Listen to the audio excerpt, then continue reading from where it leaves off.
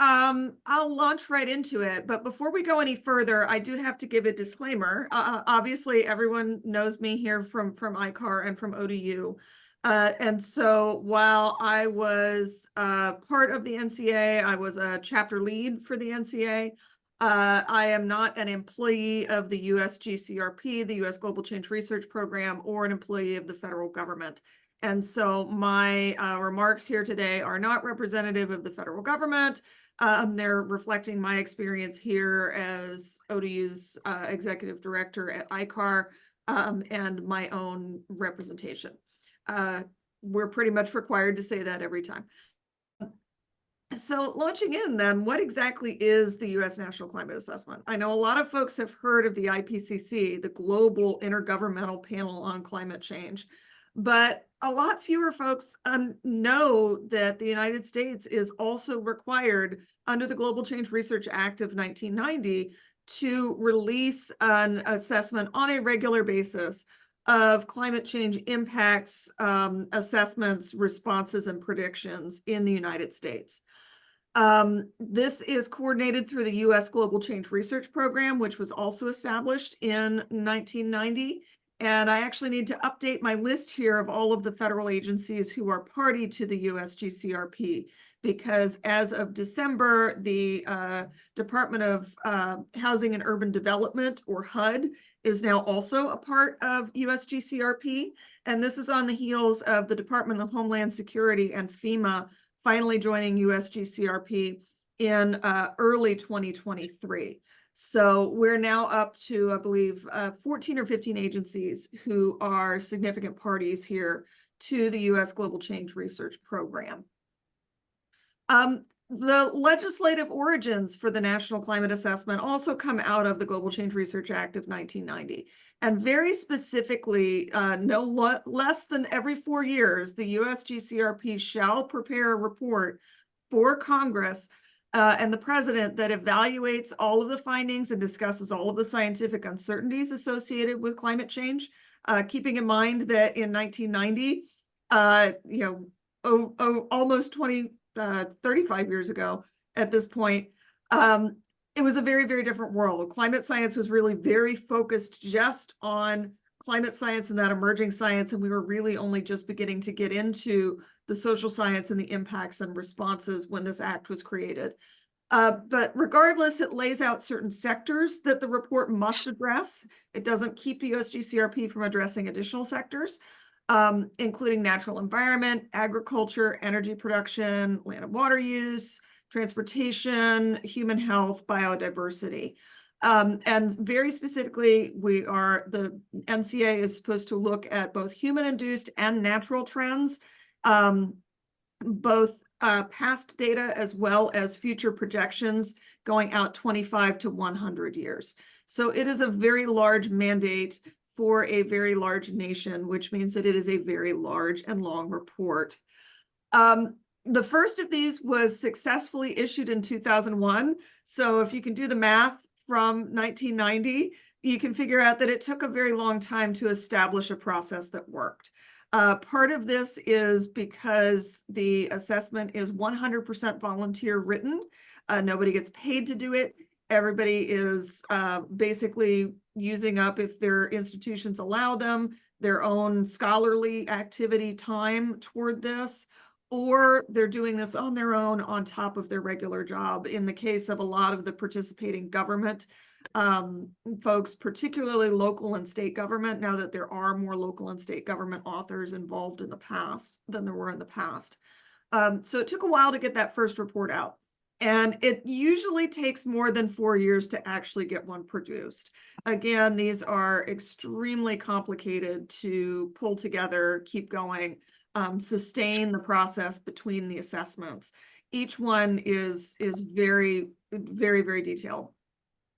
So during the Bush years, didn't get anything out until 2009, and then had NCA 3 come out in 14.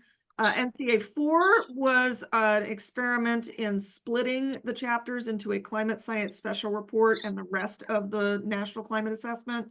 And then in 2023, with the release, we are back to a single unified volume. The basics is that this really focuses on evaluating a wide range of sources. In particular, these sources have to meet the Federal Information Quality Act. So we cannot cite Bob's blog. We cannot cite jimswebsite.com. It has to be things that are coming from the peer-reviewed literature, things that are certain elements of the gray literature. So state government reports, federal government reports, local government reports. In some cases, if the information is vetted, reports from NGOs. And now in this last national climate assessment, there's been a greater emphasis on incorporating Indigenous knowledge throughout the report as something that can be cited in ways that meet the Federal Information Quality Act. The NCA is a consensus-based view.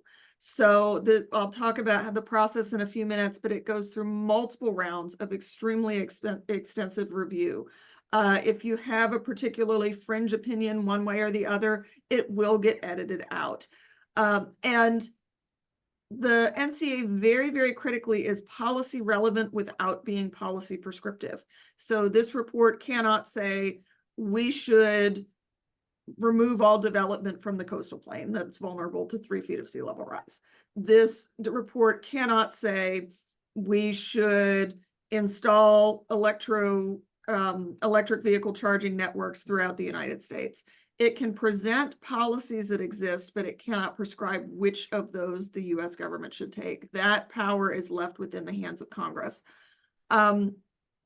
So it does look at the range of potential impacts. It has to provide opportunities for public engagement, which has significantly improved. And again, a very extensive review process. So NCA 5 was initially launched right in the end of 2019. So within 1 year of producing NCA 4 in 2018, you've already got the Federal Steering Committee onboarded.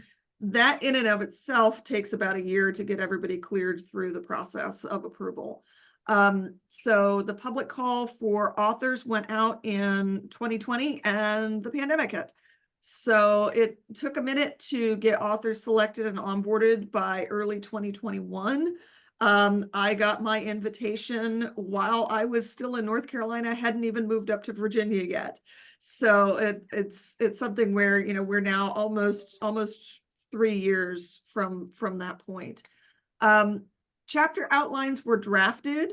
This has gone through 7 rounds of review. So what you see is the 7th order draft of what was produced, going from an initial 1 page of what are your key themes that you want your chapter to address, all the way to what you see on the website, nca2023.globalchange.gov. That website is itself the report of federal record. It's gone through multiple rounds of agency review. It's been through review for the National Academies of Science, Engineering, and Medicine, and then finally released on November 14th by the Biden administration in a press conference held by President Biden. Public engagement. This is something that has been significantly improving since I was on the Federal Advisory Committee for the Sustained National Climate Assessment in 2015, until that committee was prematurely allowed to sunset in 2017 under the Trump administration. One of the key charges of that committee was to make the report more publicly useful, acknowledging that it's something that has to speak to all of the United States and its territories and everyone who lives in it. That's very, very challenging. Making a report that's useful to everyone when we all know that you have to tailor your reports to audiences. So certain ways that NCA 5 has done this. For the first time ever, there was a public call for art submissions. I want to say that there were over 800 pieces of art submitted, both from adult artists and youth artists. One of the youth artists was one of the people who got to be on stage with President Biden and with Allison Crimmins, who's the director of the USGCRP and directed NCA 5 on the stage for the release. That was very, very cool for her. But this Art by Climate call is the first time to ever feature visual art in the National Climate Assessment. There is at least one piece of art in every chapter in the NCA, as well as a lot of photography that was submitted that's included as figures in the individual chapters. There was also tribal consultation for the first time, specifically to restructure that information quality guidance so that authors were better able to incorporate Indigenous knowledge. There was also an extensive public review process. Of course, we had to do this in COVID. Luckily, it turned out that a lot of us who were authors happened to also be parents who were teaching our elementary school age children during COVID and picked up all sorts of online facilitation tricks. So we had the lemonade that we were able to make out of the lemon that was COVID is that the NCA 5 had the broadest public engagement ever in its initial input workshops. There were over 2,700 attendees from the NCA regions. A lot of those were represented by over 20% were from the Northeast, which was my chapter. So no pressure there to answer to those folks. Really, really great engagement there. And then the National Academies gave comment on our third order draft, as well as the general public. It was open and published in the Federal Register for 90 days. Authors had to respond to each individual comment. Even if it was something that was an off-the-wall comment that had absolutely nothing to do with climate change or anything, authors still needed to give a professional response that was recorded and submitted. That third order draft did also include early translations of both the overview and the Caribbean chapter into Spanish. For the first time, the entire National Climate Assessment is in the process of being translated into Spanish, with the overview and the Caribbean chapters to be available first, and the remainder available by late 2024. So key takeaways from the overall report. The United States is addressing climate change, but the people are experiencing effects from climate change already today, and we're documenting it with evidence. There's significant evidence that climate change exacerbates social inequities, and that the available mitigation strategies that we have are making progress, but that we need to do a significantly more to be able to get to net zero on timescales that avoid the most severe consequences. And finally, climate action is an opportunity to create a more resilient and just nation through co-benefits of climate mitigation and climate adaptation. Significant scientific advancements. In addition to advances just in the science and prediction of climate change that are documented, there are 2 new chapters for the first time. There is a sector chapter focusing on economics, and another sector chapter focusing on social systems and justice. So this is the first time that both of those subjects have been treated with a full chapter in the NCA. It's a sector chapter. Sector chapters were limited to 5,000 words up until each chapter was allowed a 30% buffer to respond to public and National Academies comments. The regional chapters were each at a 10,000 word limit plus that 30% buffer to respond to public comment. But environmental justice and equity is not just in the social systems and justice chapter. It is woven throughout the National Climate Assessment. And that's because there's evidence and peer-reviewed literature in all of these sectors, in all of these regions, documenting these impacts that were citable.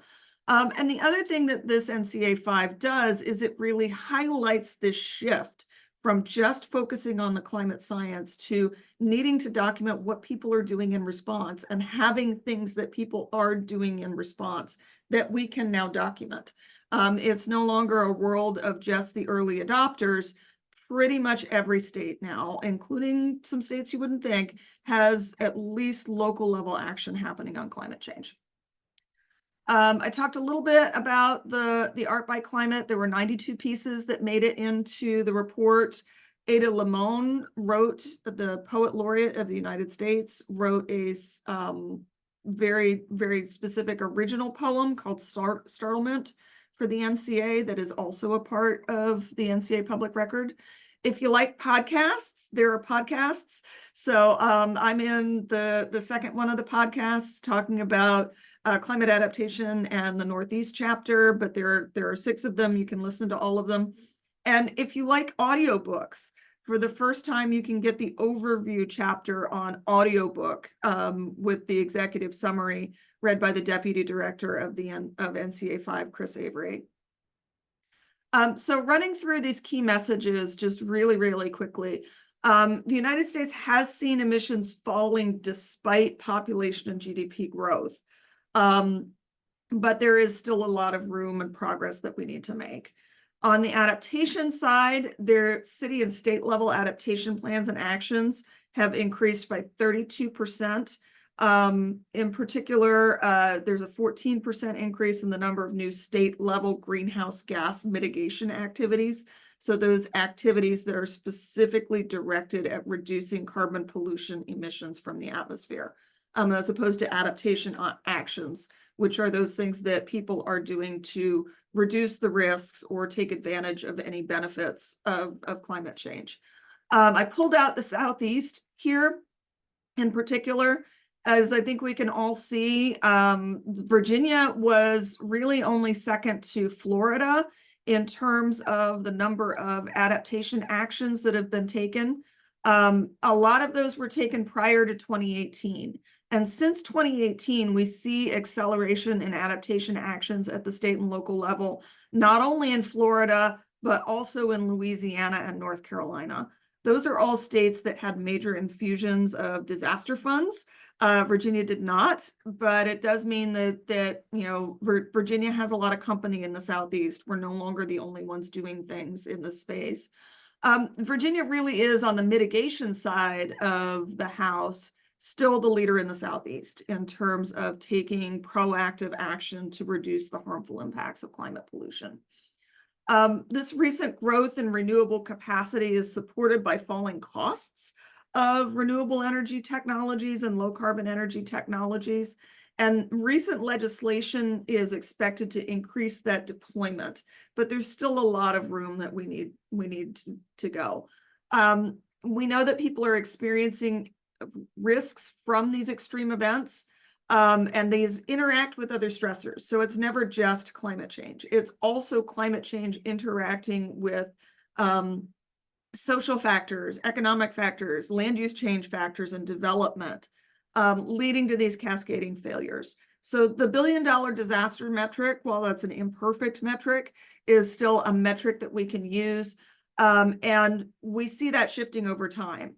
In the 1980s, there was about $1 billion disaster every 4 months. Now, by 2018 to 2022, we're experiencing $1 billion disaster roughly once every 3 weeks. Every degree matters, and so the more that we can take proactive action to reduce climate change, the more that we can reduce the costs of these overall risks. And those are financial costs, but also social costs. And environmental costs. Each increment of global warming will lead to more damage, will lead to more economic loss. And so each degree that we avoid then reduces those risks and harmful impacts. So just an example of, from the overview chapter of the change from today that we can expect in the number of days greater than 95 degrees Fahrenheit. As well as extreme precipitation events that we can have with action and without action. This exacerbation of social inequities really highlights the growing amount of literature that very solidly identifies that underserved and overburdened communities are facing disproportionate risks and impacts from climate change. These are the communities who are more vulnerable, who already have existing social and economic inequities, who already have disparities in the resources that are available to them. And so they are the ones who need the most help. Some of these factors leading to the cumulative effect on these communities from climate change includes systematic discrimination, exclusion, and under or disinvestment in communities of color, communities that have larger populations of older individuals, communities with larger populations of people who have different abilities. All of these are showing up in the data. In particular, the neighborhoods that are home to racial minorities and low-income communities happen to have the highest inland or riverine flood risk. That happens to be in the South. And Black communities nationwide are expected to experience a disproportionate risk of flooding going forward. It's in particular by 2050, seeing those projected average annual losses from floods increase. The available mitigation strategies that we have can deliver reductions, but what we have isn't enough. We need to be doing a lot more. Those net zero emissions pathways need a lot more of implementation of the options that we have available.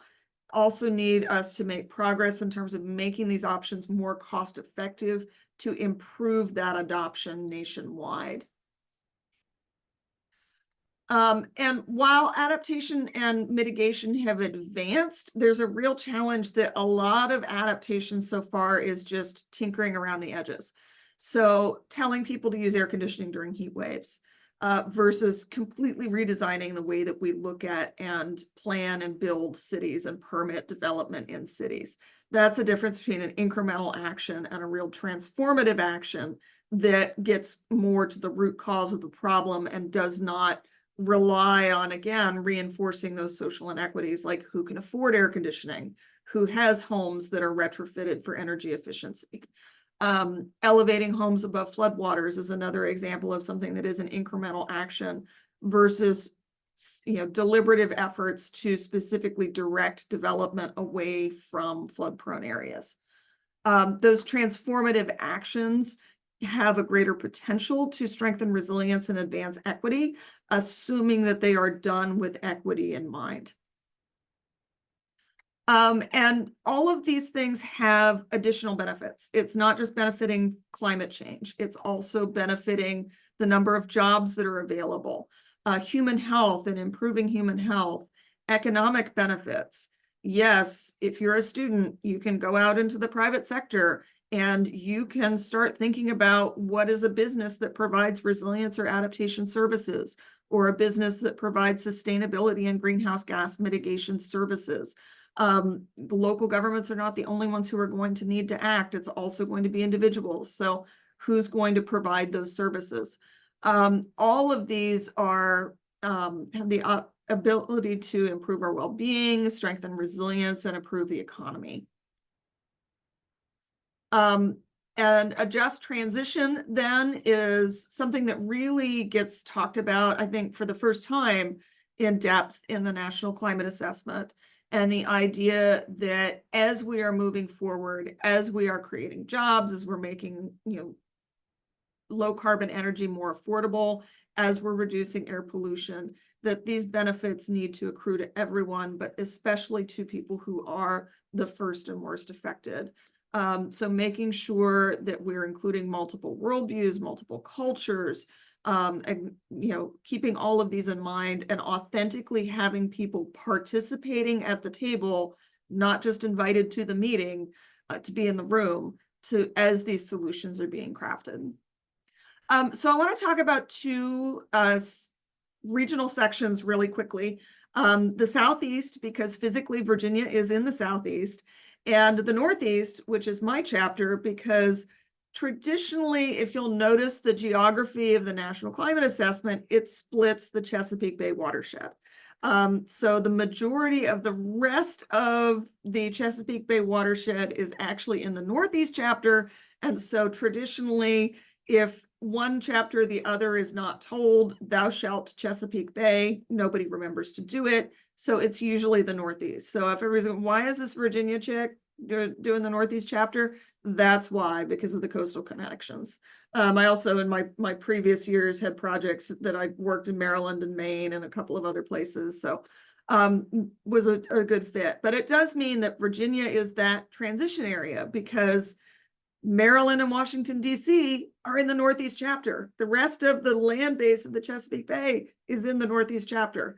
So Virginia is really in this transition zone.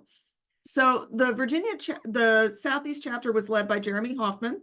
Jeremy used to be with the Science Museum of Virginia and is now with Groundwork USA. So also another Virginia-based author for both of these chapters. The Southeast chapter has 4 key messages that they focus on, and I want to run through those really quickly.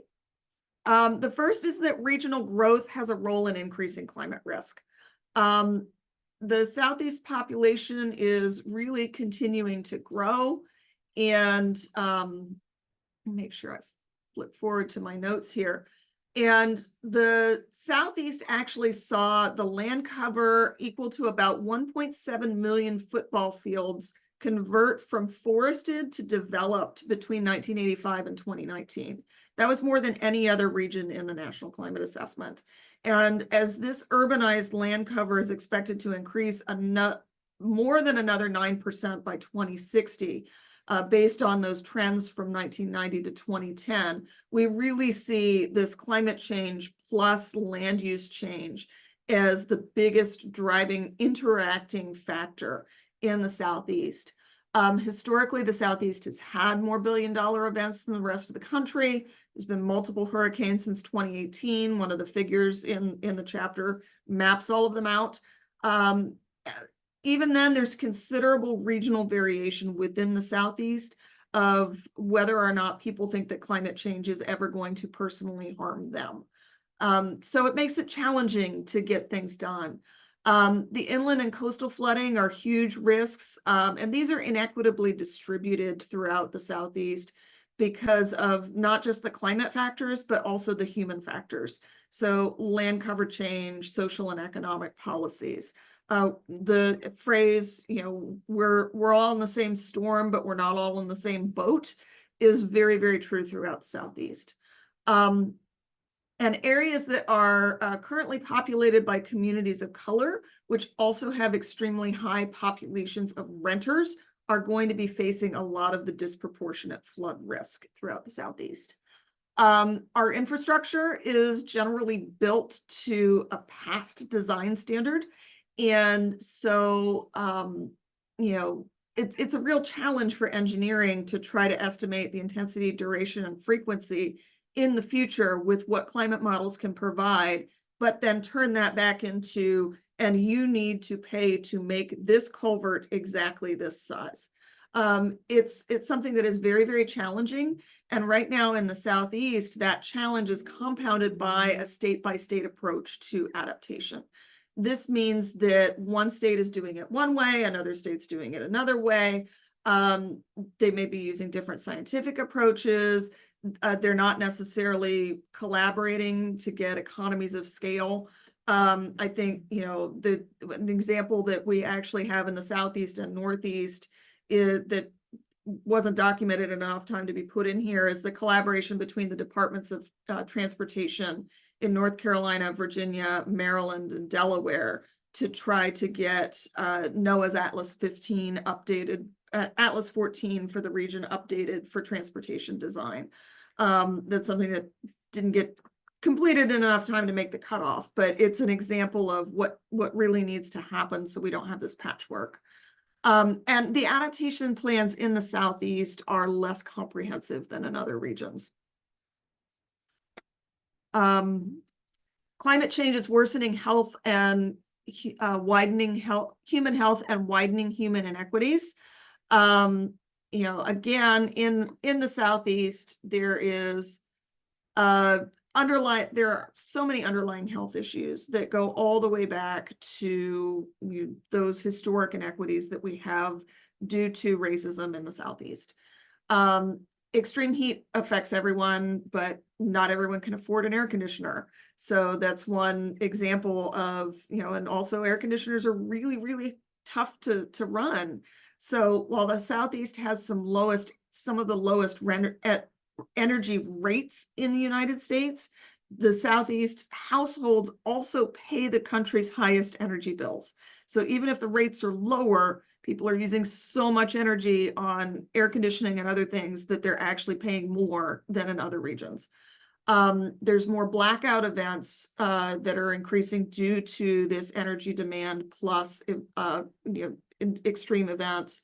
Heat waves are happening more frequently and occurring during a longer heat season. ODU research was one of the papers that was cited here, talking about how public cooling centers are not always located within walking distance of people who need them. So ODU's research, getting some really good documentation, and rising to that national prominence level in the National Climate Assessment.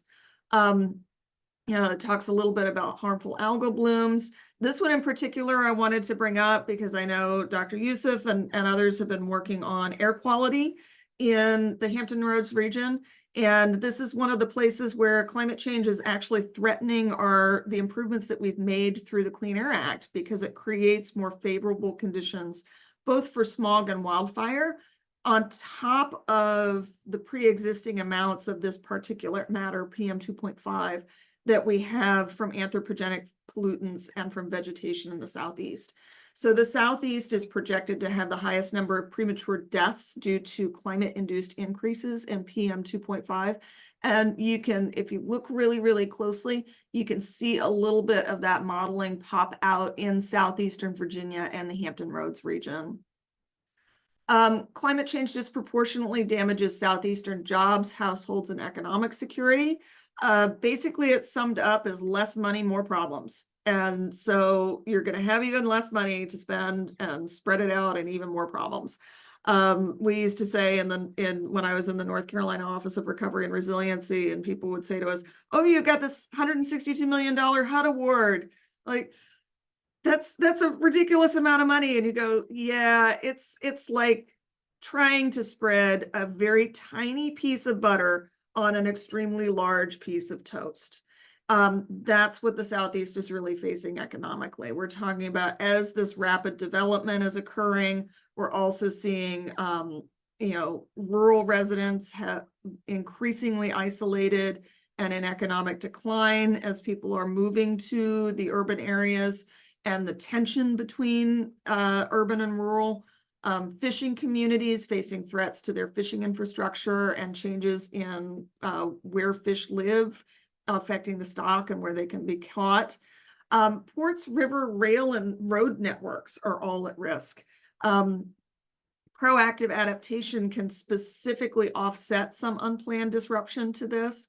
And one of the figures that I pulled from the Southeast chapter is showing a little bit of the difference between this no adaptation and proactive adaptation, really in all regions throughout the Southeast, but particularly in regions where shipping is pretty dependent upon the Mississippi River. So that's something that really, really sticks out. And then finally, in the Southeast chapter, one of the key messages focuses on agriculture, both direct threats through impacts of climate extremes on crops, forests, ecosystems, and livestock, and those indirect threats from, having transportation disrupted, having the health of outdoor workers and farm, livestock affected by extreme heat, by extreme humidity, degrading and losing natural ecosystems, reducing productivity and losing traditional crops, increased threats from invasive species, weeds, and in particular, focus in the chapter on the loss of livelihood for communities that are have larger numbers of rural, Black, Brown, and Indigenous people of color farmers, so BIPOC farmers. This latter disproportionate impact in particular is very concentrated in the Southeast, because these farmers are much more limited in their ability to adapt. They've historically been under-resourced. They continue to have limited resources to be able to pay for adaptation. They have knowledge gaps in how small farms are managed versus how big farms are managed. And where they do have knowledge on how to do this, there aren't as many networks for sharing information for these small farmers, and they all have limited access to broadband. So these are really big challenges, but there are techniques that have a lot of potential in this space to help, again, if we can figure out how to scale them up. Precision agriculture to minimize water use, improving the use of cover crops to preserve soil moisture and nutrients and reduce runoff, which would also reduce flooding, organic farming, grazing management, agroforestry, introduction to new crops, introduction of genetically modified organisms, and also, frankly, again, the idea that there can be silver linings, taking advantage of having two growing seasons, longer growing seasons, and finding ways that you can get 2 crops a year in instead of 1, so that you have a little bit more economic buffer when 1 crop gets hit. These are all things that are showing a lot of promise. I want to briefly talk about the Northeast because it's a lot of the same, but also, again, that transition with the Chesapeake Bay, but I'm going to go through it really, really quickly. If you want this in more depth, we'll be having a webinar on February 22nd that all of the chapter authors will be held and accessible throughout the Northeast, and happy to give you a lot more detail then. But we focus on starting with chronic impacts of extreme weather and the degree that these are shaping adaptation efforts. Our chapter had a pretty good mix of academics and government and people who had formerly been in government, practitioners, as well as private sector folks. So we were really able to try to tell this narrative of how adaptation is and mitigation action is happening in the Northeast. And a lot of it happens to come back to this ability to plan for chronic and these chronic impacts of extreme weather. So, we're continuing to document the increase in heavy precipitation events and heat waves, drought, all of these, it's sort of more of the same in the Northeast. Some of the initial responses that are happening throughout the Northeast include things like mapping efforts and understanding the risk, so doing technical assessments. But increasingly, it is writing state, local, and regional plans, and then working to actually implement those plans. So incorporating climate change into FEMA hazard mitigation plans is being done pretty broadly throughout the Northeast. And we're getting to the point where projects, particularly natural and nature-based projects, are being installed in the Northeast. We also see changes in ocean and coastal impacts. This includes the Chesapeake Bay, and so there's a big focus in the chapter on changes in species, where they want to live, where they can live. In some cases, it's responding to temperature. In some cases, it's responding to the food source moved, so the species has to move. That has impacts for fishermen who make money depending on how well they can go out and catch that species. We're also documenting increasing numbers and duration of marine heat waves in terms of the frequency and intensity in the Chesapeake Bay. So those adaptation actions are beginning to happen, and they include things that we're very familiar with in the Hampton Roads region as well. Natural and nature-based approaches like oyster reef construction or salt marsh restoration, managing stormwater and carbon dioxide emissions to also reduce ocean acidification. Those are all things that are also happening down here at the mouth of the Chesapeake Bay, not just further up in Maryland. Again, the climate change in the Northeast are not affecting everyone equally, and that disproportionate impact is falling primarily on communities of color and tribal nations, people who are older, people who have different abilities, and just generally people who have been living in areas that were historically redlined. This is, taking a look at those of you who don't know what redlining was, redlining is a discriminatory practice where the homeowner's loan corporation issued financial products like loans and insurance based on how they characterize the racial dimensions of certain neighborhoods and certain cities. So Norfolk was redlined, New York City was redlined.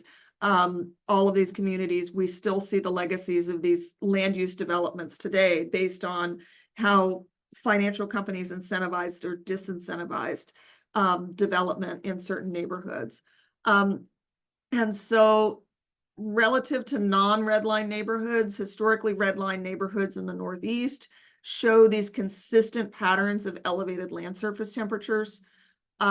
We also, in particular in the Northeast, for some members of tribal nations, they're experiencing big challenges from climate change impacts that are leading to changes in species, changes in species migration, shifting ecosystems beyond what were already very small tribal lands boundaries to begin with, compared to tribes that are located further out west.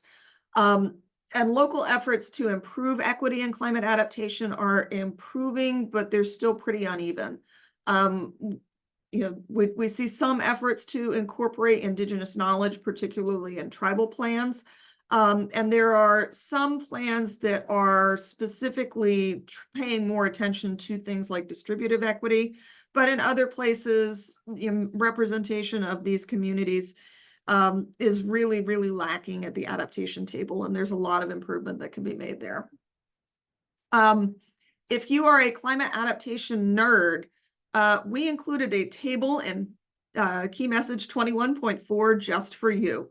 One of the things that we were really inspired by early on was trying to track in NCA 4 how many of the early adopters were in the Northeast versus where they were now. And since 2018, we can now say that there is state-level climate impact assessments, climate action plans, or climate-related laws in every state except West Virginia. West Virginia doesn't really have anything going documented at the state level. However, they have now established a resilience office in West Virginia. So that's not quite the level of a completed plan, but even West Virginia is moving there. They do have individual city level plans that we were able to document. For example, Morganton, West Virginia is in there.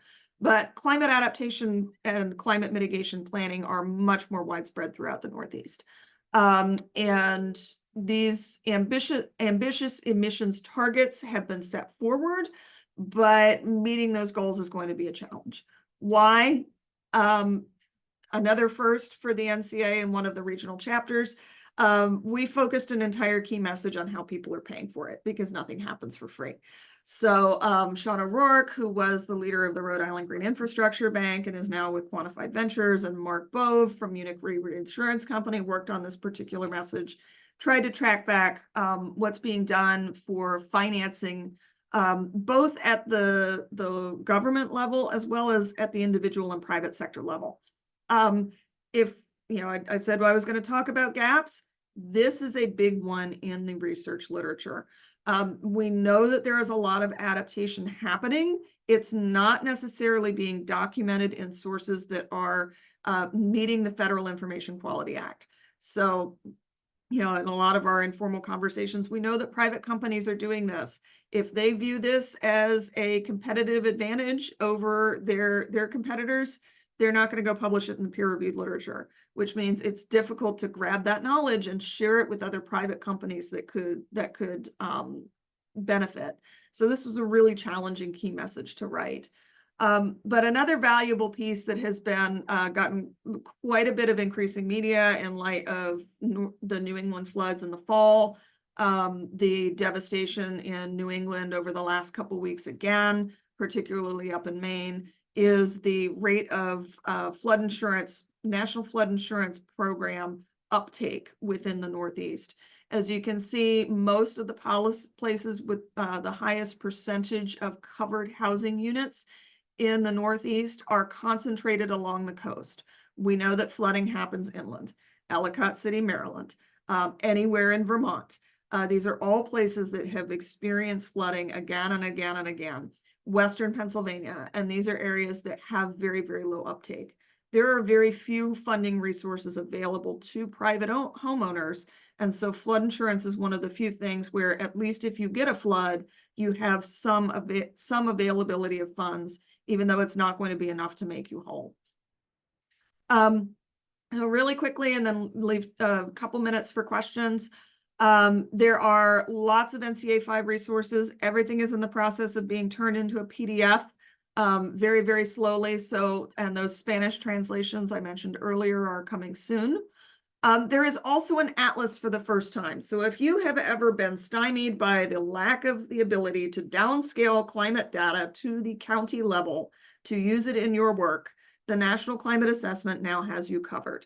You can go to the NCA Atlas that now exists, and this is all of the data that was accessible to all of the authors as we wrote our chapters is now accessible to everyone in the United States.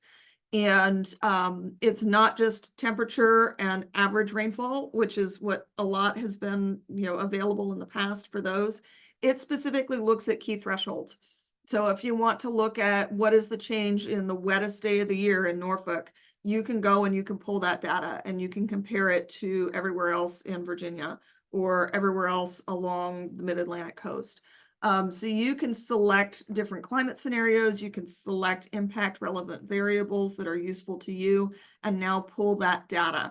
There's no need now to be blocked by not having access to a source of downscaled information. We're doing a lot of post-release engagements. I already mentioned the Northeast webinar will be on February 22nd. So you kind of got a little bit of a preview of that. More resources that are coming are additionally regional in-person workshops. We're looking at I know that there's going to be one in the Raleigh area for the Southeast chapter. We're also looking to schedule one in probably late July, trying to confirm the date in the Washington, D.C. area that will be for several chapters, including the Northeast. And then another that will be up in Philadelphia later on in July, possibly into August. So stay tuned for those additional opportunities to engage.